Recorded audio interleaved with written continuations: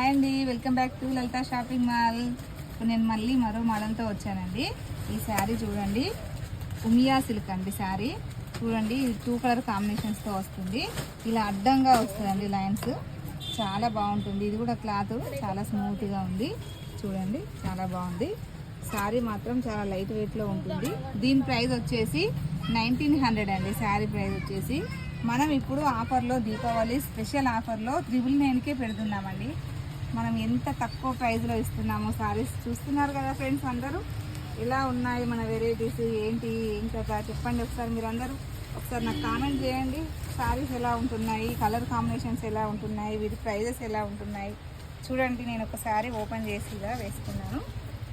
కంప్లీట్గా పైన ఇలా చిన్న బార్డర్ వస్తుంది.